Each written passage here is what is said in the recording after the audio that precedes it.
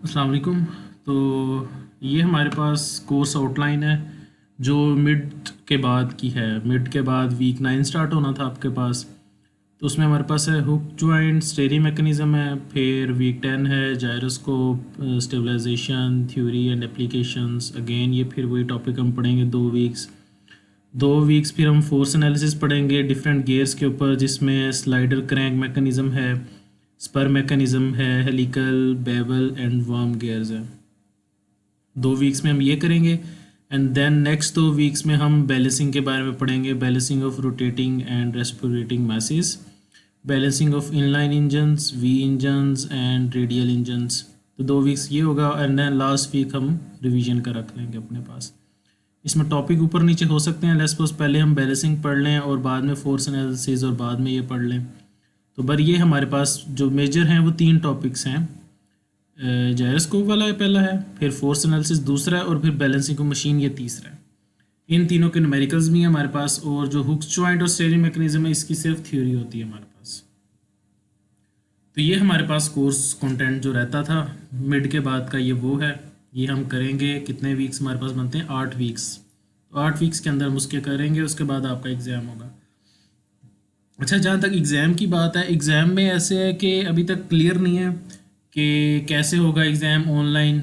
But exam होगा, ये UET ने कंफर्म किया हुआ है, ये एचईसी ने भी कहा है कि एग्ज़ाम लाजमी लेना है।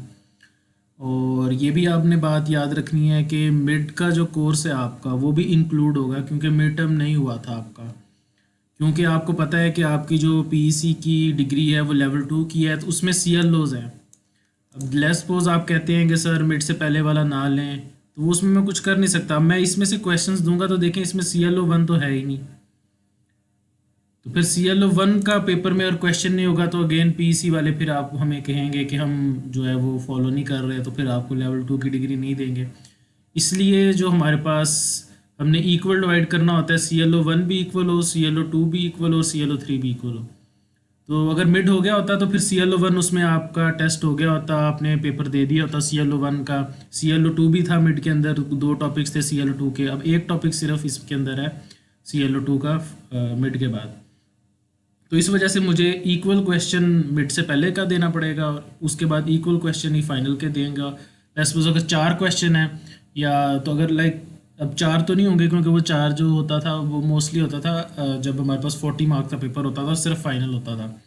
तो अब ऑलमोस्ट 2 क्वेश्चन CLO 1 के बनने चाहिए, 2 CLO 2 के बनने चाहिए, और 2 CLO 3 के बनने चाहिए। तो लाइक ये 6 क्वेश्चन बनने चाहिए मेरी ओपिनियन में।